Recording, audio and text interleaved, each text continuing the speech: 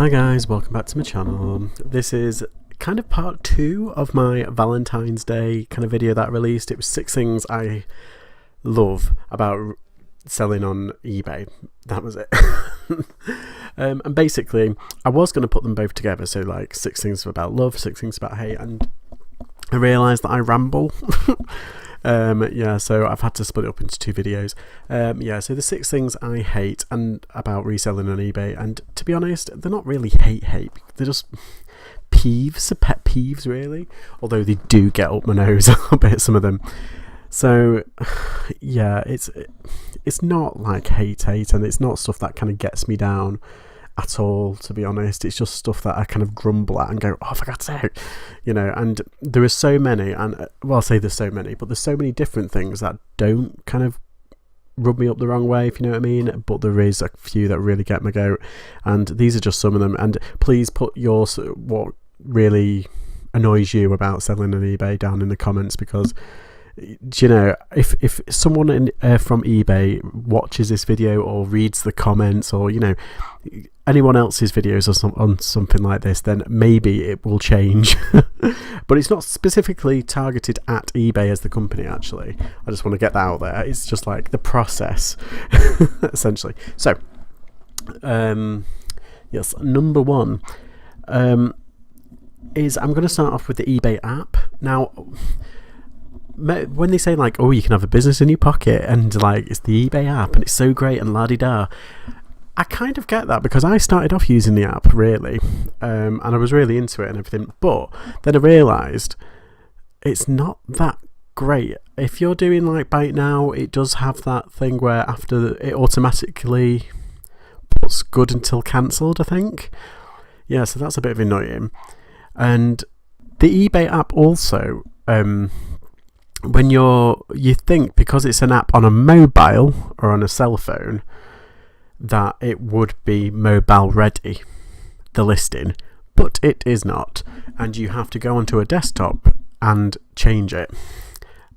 That's what annoys me. that's kind of annoys me. It's like, it's an obvious thing that you think that they do, but it's like they put it in.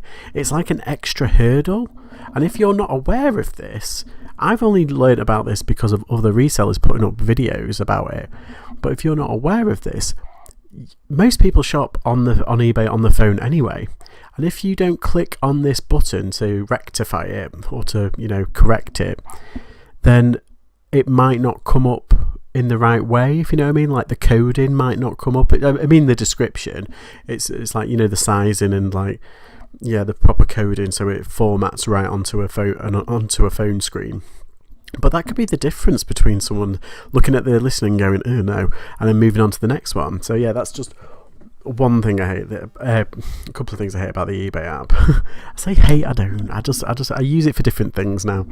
Yeah, but it is good when you're out and about. I'm sorry, I know this is a hate video. It's really good when you're out and about and it's like mobile ready and everything, and you can scan. They're the good things. Okay, number 2. This next one it's just a little one really. I mean, you've got to it's the eBay bill at the end of the month, and to be honest, I don't really have that much of an issue with it, because of the way it's set up. I'm very cautious about what I sell, about what I spend in my PayPal account. So basically my PayPal account is set up so at the end of every month eBay takes their bill, whereas PayPal, they take it automatically. That I would like, actually. I would prefer it if eBay took their fee automatically, instead of me having to be wary about how much I've got in my account. Now, saying that, the benefit is I'm so paranoid that I'm going to spend all my PayPal money that I'm not going to have enough for my eBay bill. I don't. I usually have it. I have more than enough in. I have like a cap of how much I actually need to have in at all times anyway, and then whatever is extra I withdraw at the end of the month. So, you know, it's just one of those, isn't it? I think, is it Amazon, because it's like a set fee each month? Is it like 20 odd quid or something, or it's like 75p at the end every listener? I don't know. I don't really do Amazon at the moment. I'm looking to get into it, but yeah, the fee structure, how they take their fee is a bit iffy in my book. I think PayPal have it right. They take it automatically. There's less pressure, less anxiety of from the individual sellers like us that sell on eBay. But you know, at the same time, it's making me more conscious about it. And if I didn't have it, I'd be like, yeah, money, and like withdrawing it. But yeah. Number 3 is quite a big one. It is customer returns and the eBay response. Now, I'm sure there's a million people out there who have a story about a customer return on eBay, and I think a lot of eBay sellers have actually quit eBay because of how eBay treat their resellers, or not resellers, their small businesses and individual sellers online. And I've been very lucky. The items that I've had returned, I've had no problems with it. It has been honest mistakes and everything. I think I've had one person who tried to swindle me, who basically said, oh, this is the wrong size, you've sold me the wrong size, it's your fault. And it was a plate. I sold them a set of 4 plates, and I had a tape measure on the pictures. On every single picture I had a tape measure. I put the size in the title and in the description. She just did not read it. And then when I said, yeah, you can have a refund, like I always do, I said, yeah, you can, more than happy to give you a refund.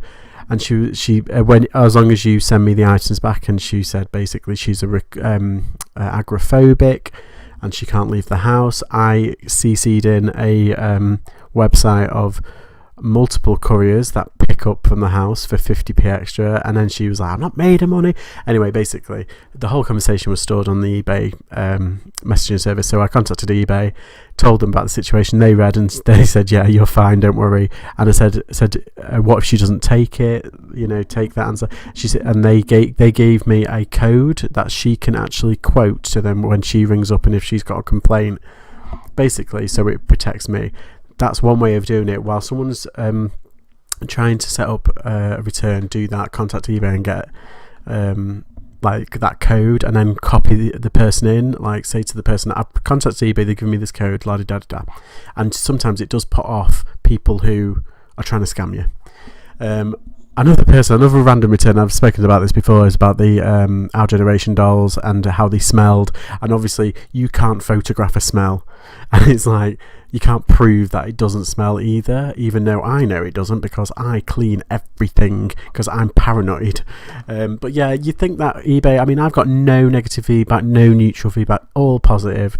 I mean, you think that eBay would look at it and think, oh yeah, they're actually good, you know, but trying to get a really good response from them, it's, do you know, it's very hit and miss, because I've heard horror stories about eBay, about people on the phones on eBay, and it's like, oh, you'd think that they'd have I try to get through to Ireland, because the Ireland office, I don't know, we just really look at, I don't know, I just get a lot better feedback through them, or I get a lot better quality service, customer service off them, basically, as a customer, as a seller. But yeah, it's a bit of an iffy one, and I'm sure you've got a story out there. If you're one of the dozen people who watch this video, you've probably got a story, so please put it in the comment. If you're an eBay scammer, get lost.